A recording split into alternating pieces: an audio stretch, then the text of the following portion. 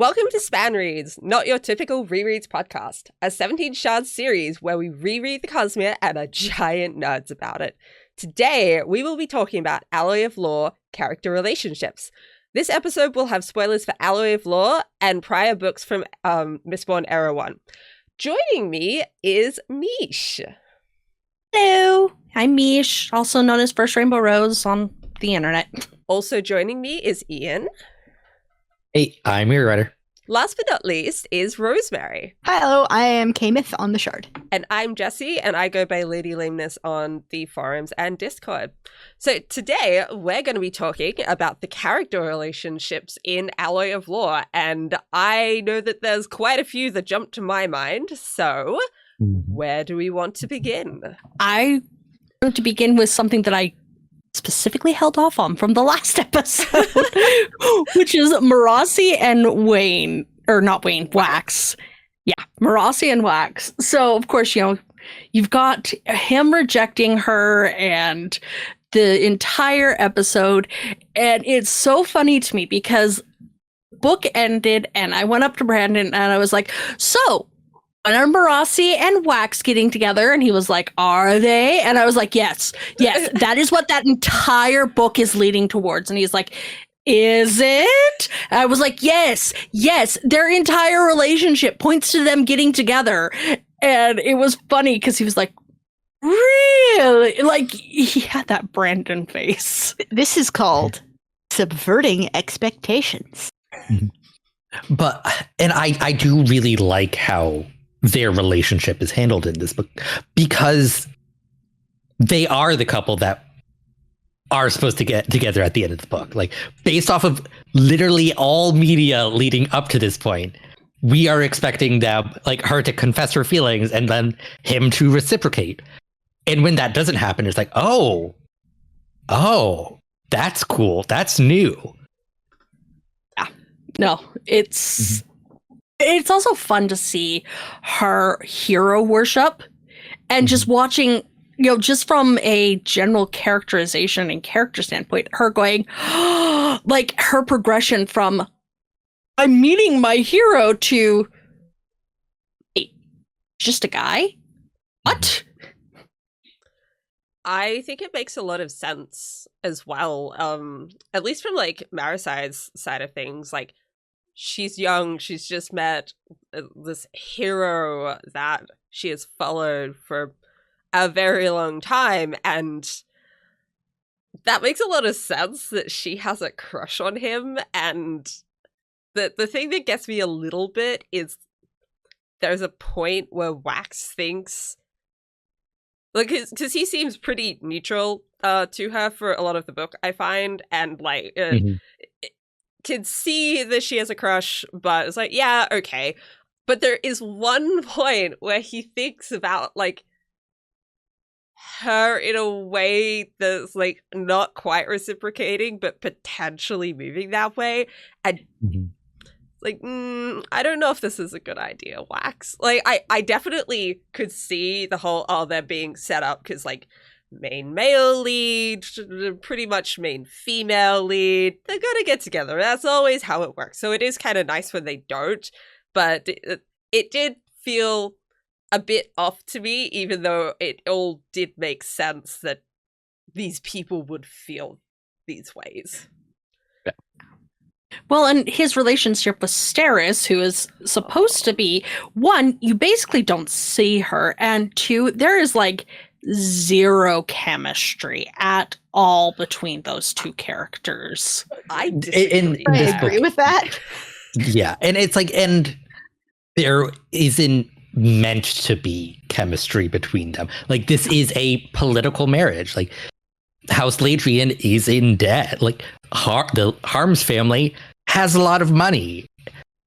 And so it is just a political union. It's like, we give you money, you give us status. We have a couple kids, you can go off have your mistress, I can go sleep with the carriage driver. Everyone's happy. I love that line. It's so, Steris is just so wonderful a character. Yes. But she is set up as the foil to Marasi in this, so it makes a lot of sense that a lot of people, particularly reading Alloy of Law, is like, I don't like Steris. It's like, that's the point. Like that's what Brandon's trying to make you think. But I love Steris. Yeah, so and she's so fantastic, and maybe it's because I'm so familiar with people. I have so many friends on the autism spectrum, and I have a nephew on the autism spectrum. That recognizing all of her autistic traits right off the bat told me a lot about who she was, and I liked that. I understood her right from the beginning. So, and you know, Steris was sort of my cinnamon roll from day one. She is my autistic cinnamon roll, and don't you dare harm her.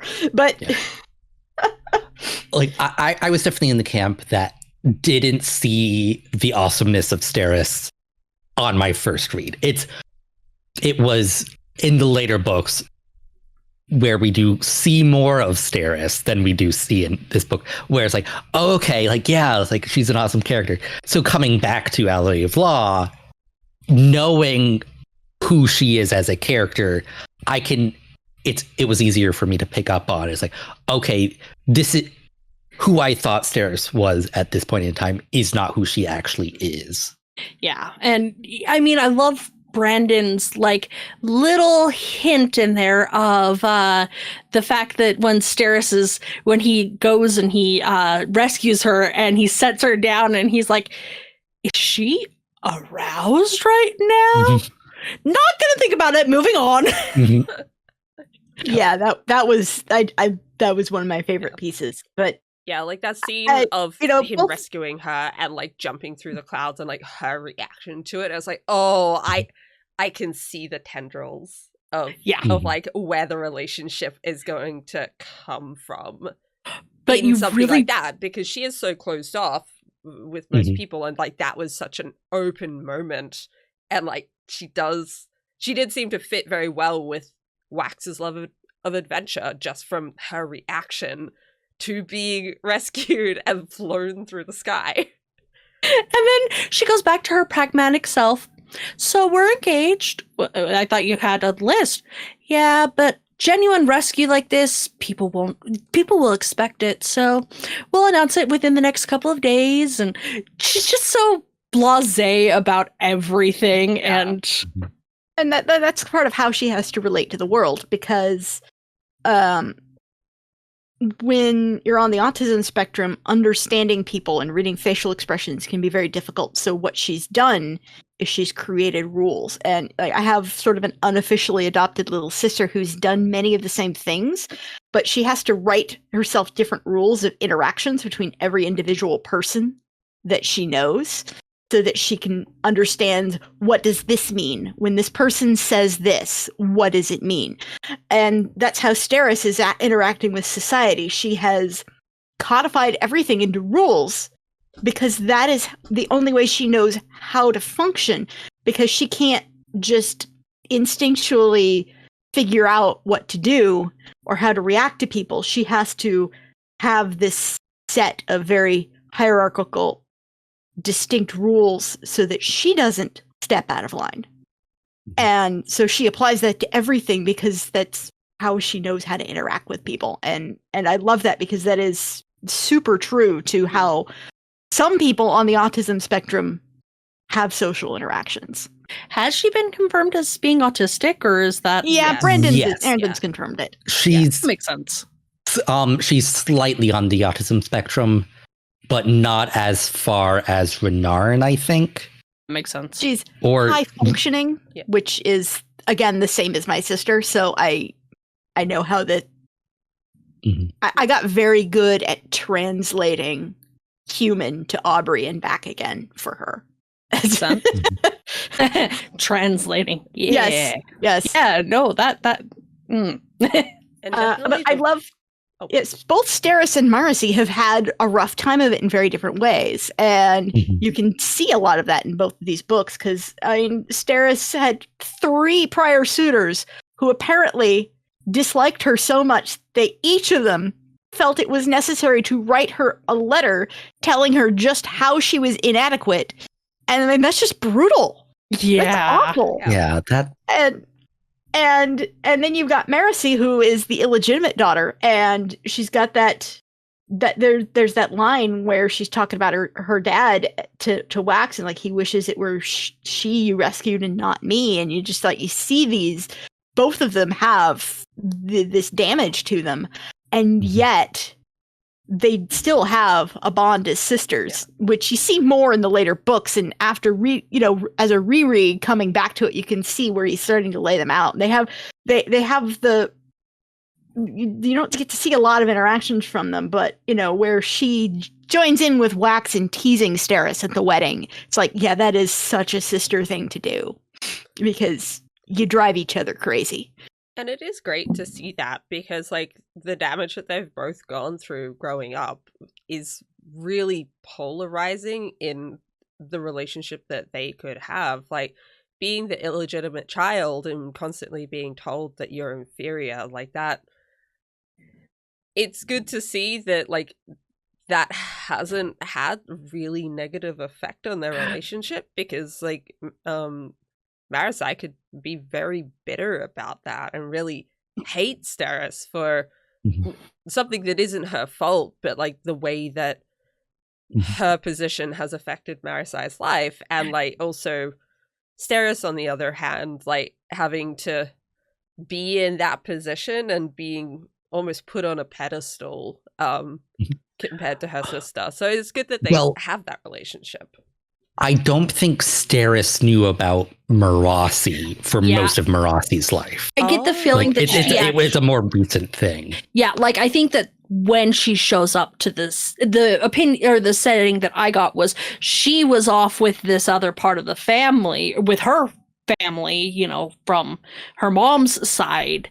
And then something happens on her mom's side and she comes into town and he kind of this is her first time in the city. Actually, it was probably her coming to university. She came to university. I'm going to have to dig in further on the rereads in the next books because I think maybe they've known each other for a while. But it's been a few years, but it hasn't been their entire lives. No, but it's been long enough that they've bonded on some level, which is good because not everyone would in that kind of situation. Yeah, I think technically they meet when they're adults. Yeah. I will say though, talking about Marasi and the fact that like my heart breaks for her because there's that one scene where she's like, I don't remember how she words it, but she's like, my dad would have acknowledged me being an Allomancer because he really wished my sister was an Allomancer, but she isn't.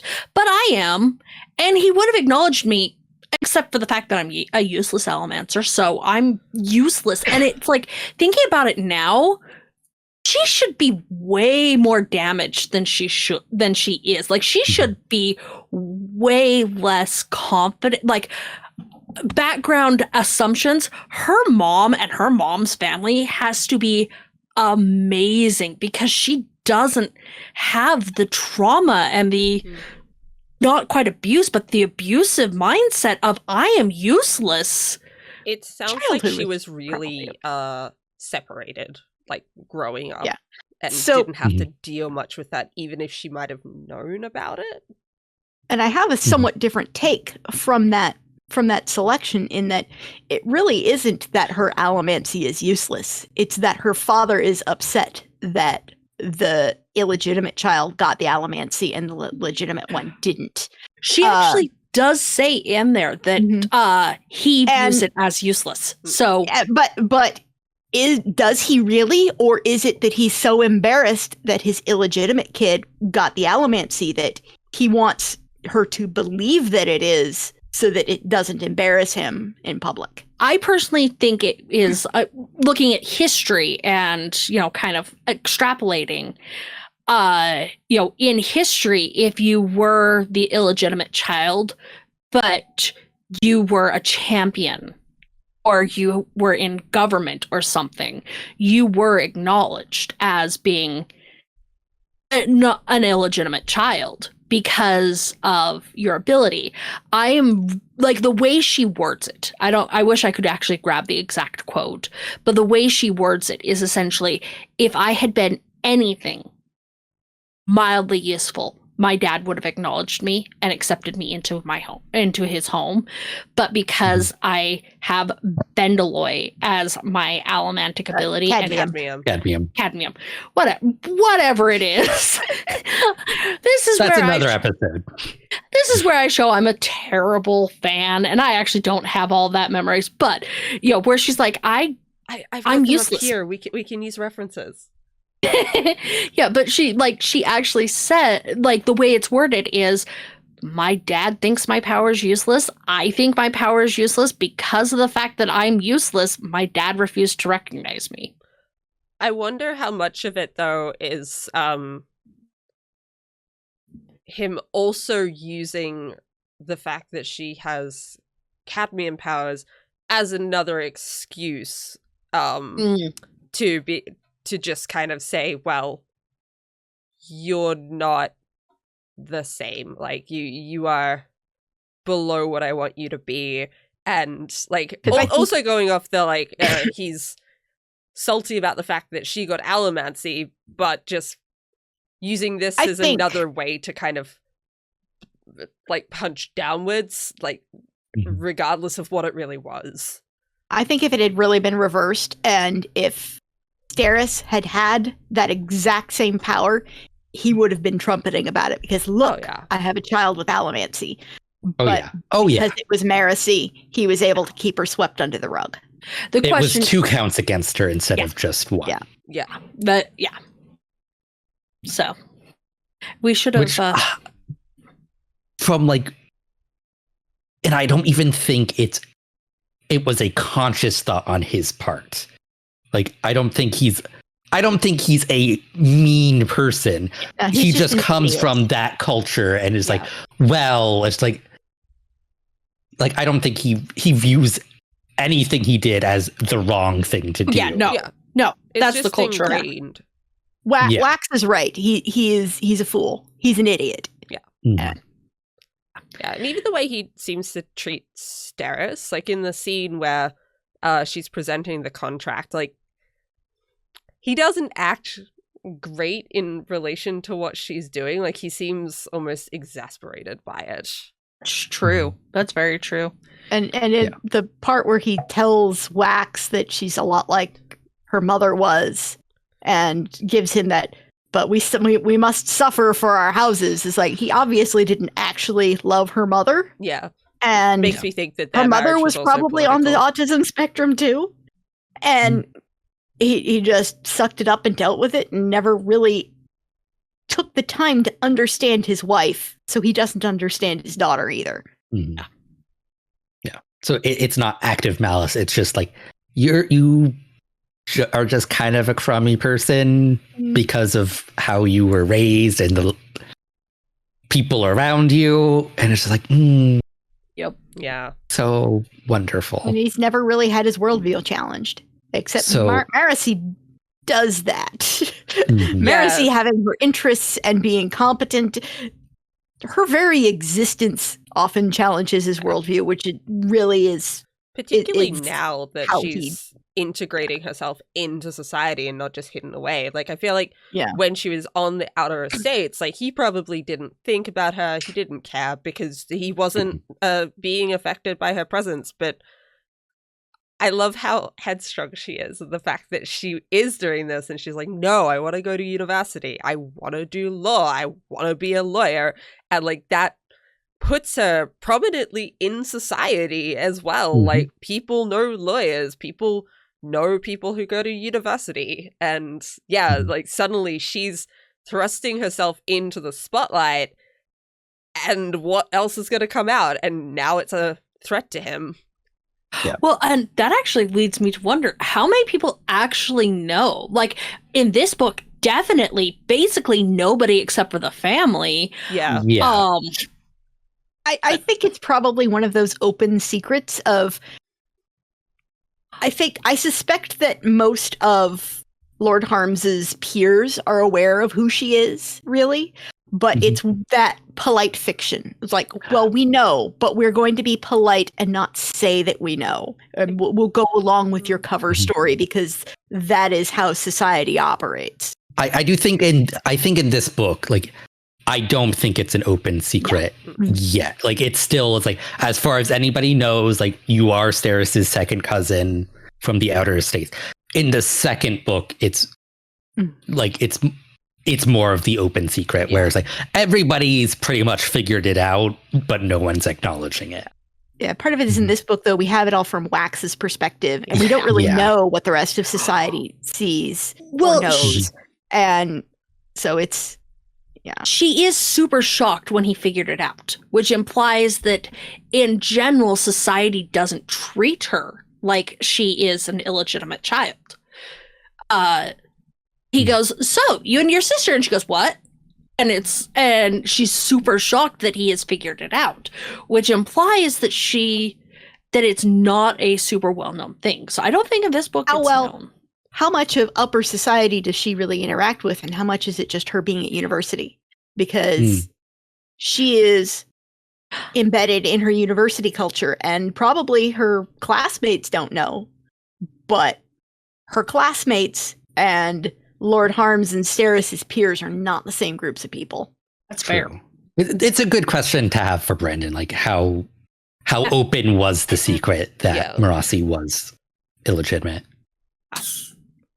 And I also love how we're all pronouncing Marasi differently. It's like, no, we've all got our pronunciations, and we will die on these hills. I used to pronounce it how Ian does, and then I listened to the graphic audios, and it changed.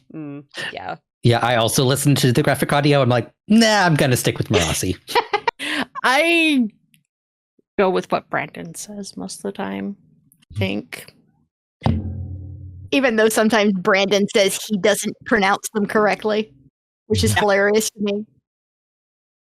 I don't know. He might even do it on purpose. He's just like, with him trying to emphasize, just pronounce them how you want to pronounce them. So if he changes his pronunciation all the time, then it's hard to get stuck. But there's one very important relationship we haven't talked about yet. Oh, there's, Wax and Wayne. Yeah, I was thinking that maybe we should have saved some of our conversation from the last one, but it was relevant to the plot and how they reacted to each other. But they have just this amazing banter, and you can see all of the years of them knowing each other in layered underneath all of that banter, and it's just masterfully done how Brandon has built the history of their relationship in his head and managed to put that on the page. Oh yeah, like all of the wisecracks. You used to be fun, and like just the sass that Wayne gives Wax is beautiful. And when Wax first starts sketching everything out, he's like, well, Wayne's not here, so he adds Wayne's stick figures to it, and he's like, yeah, I feel a little better. Yeah, okay. Like, no, it's okay. Tell that he really does miss him and misses his working with him. Yeah, and it little things, because they do really bring out the best of each other. Because Wax, on his own, can kind of be a stick in the mud, but when he is interacting with Wayne, it's like you see his sense of humor. It's like he isn't just curmudgeonly old man. He's like he does enjoy life. Like he likes Wayne. It's like it does bring him to life in a way. Well, and thinking about Wayne, I think one of my favorite Wayne bits is actually when the butler tries to kill them. I like, that's one of the ones that springs to my head whenever I think about Wayne in this book, is just stilling your tea. I don't care about the fact that it's not for me. I'm just gonna drink it anyway. And I'm talking. Oh, the tea is poisoned. Whop! I love scenes like that. Such a cartoon moment. Yeah. And then he sits up and he's like, I hate poison. Poison sucks. Oh no, there's an explosion. You know what sucks more than being poisoned? Having to regrow. Like, he's just so whatever about it. He's like, regrowing limbs sucks. Yeah. He's so blasé. Yeah, characters with some sort of healing factor, their psychology is just fascinating. Because it's like they don't have the same interaction with being injured that a normal person does. Yeah. No, but like talking about characters that deal with healing powers and stuff, and brilliantness of, I would argue, the best villains are the ones where you kind of almost agree with them. Not just because every villain is the hero of their own story, but because if your reasons are, whatever, nobody's going to take you serious. You're not going to get henchmen or anything. But in this one, you've got Miles, who is just like, well, the world sucks. Nobody cares about any of us, and I'm going to take things into my own hands. And watching Wax's reactions to Miles and being like, wait, no, how could you do this? And it's interesting to see that that Wax never once really truly gives Miles he never falls into the well maybe pitfall. It kind of reminds me, just to go on a slight magic tangent right now, because like Miles can do Allomantic gold as well, and he does it at one point and sees his two paths. But this book is the two paths, except one of them is Miles and the other one is Wax. And like these are the two ways that that either of them could have gone. And they're such reflections of each other where they started.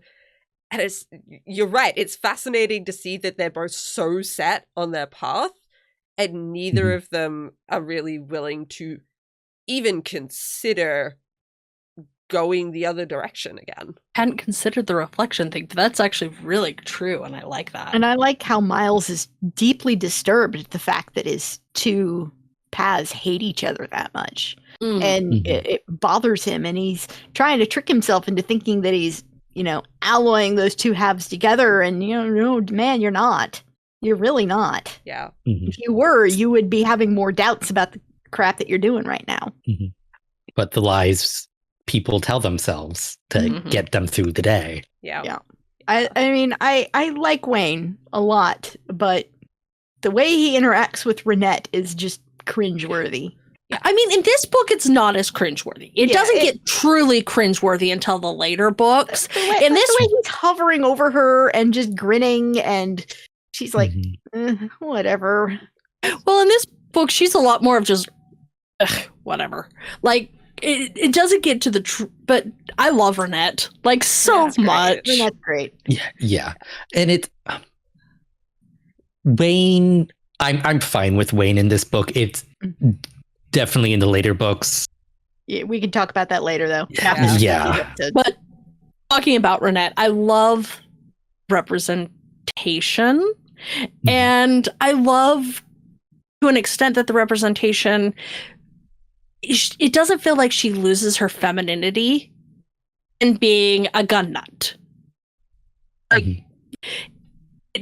we don't see a ton of her, but what we do see of her doesn't come across as just a guy. They're like, when you think about Ranette, even in the first book, you see her as a woman who also is extremely prickly.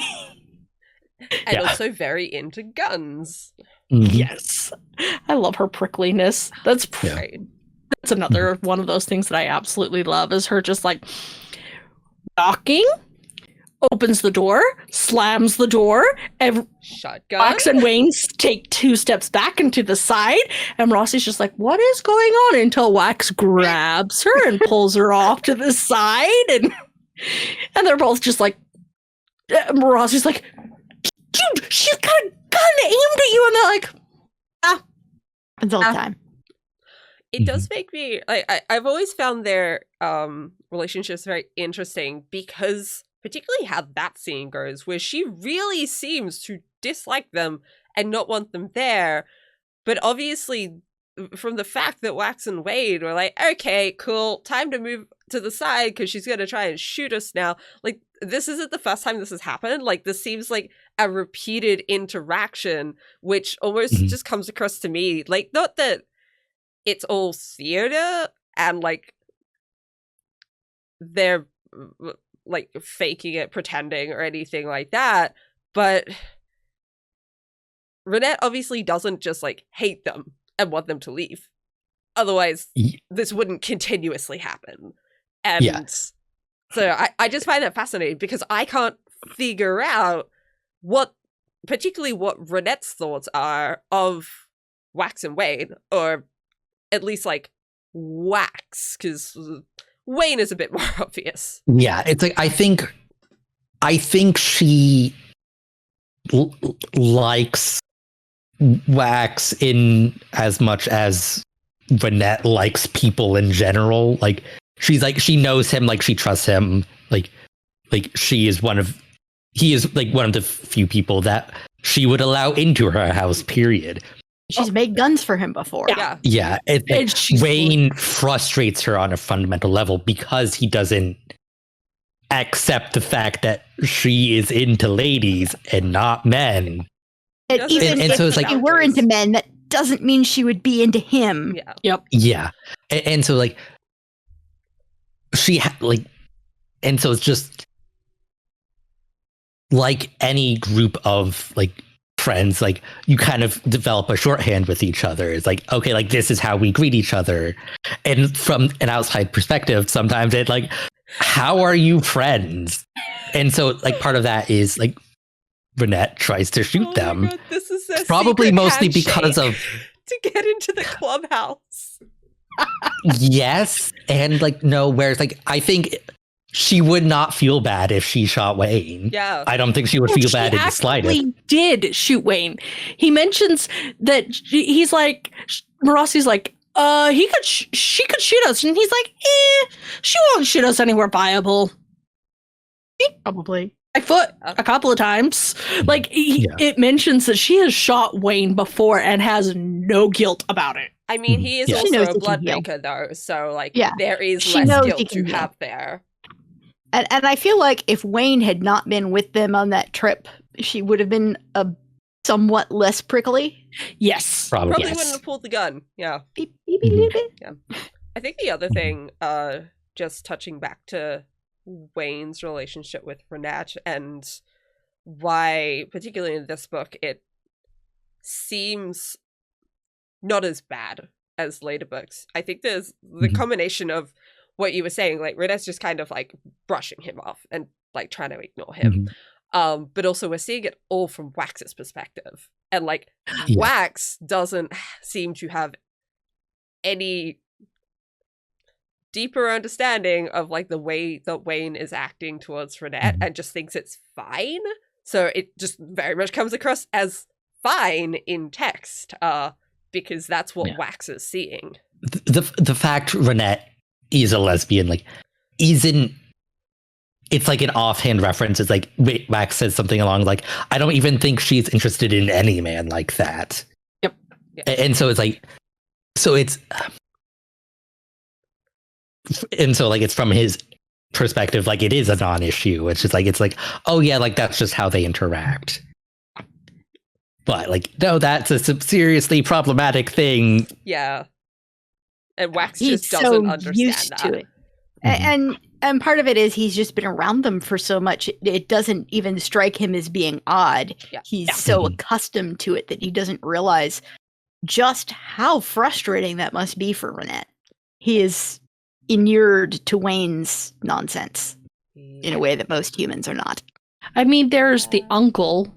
The scene and there at the very, very end with the uncle. Yeah.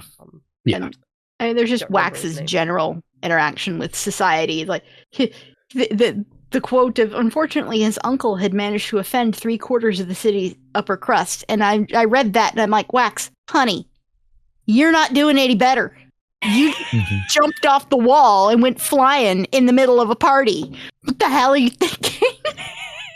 And it really sounded like he really made his reputation and his house's reputation worse when he first came back to the city. And it was only after, like, that night where he puts away his guns that he actually seems to recognize that he's part of the problem. Mm-hmm. And Talom, the butler, was useful in those early stages of, giving him actual good, solid advice. He had ulterior motives for it, but he wasn't wrong in a lot of ways. Yeah. It's like a good butler, full of reasonable advice. Pity he turned out to be evil. And poison peas. Just on the topic quickly of Tilayum. Talam. It's not like Whatever. a character thing, but I love how much Brandon like adds the references to tea and how he's really good at making teas and how he's always coming up and being like, Wax, do you want some tea? I have so many options for you. I loved that, like, knowing where it was going. I just thought it was really well done, because I thought that was just like a fun quirk of this character the first time round. And the hints. Yeah. There were hints because, Wax is, compliments him on how good the tea was. And then when Wayne drinks that tea, he's like, this is terrible. Oh, because it's poisoned. Huh. Yep. I mean, funny how that works. I just love that the butler actually did do it. Yes. The butler in the ballroom. That's the joke.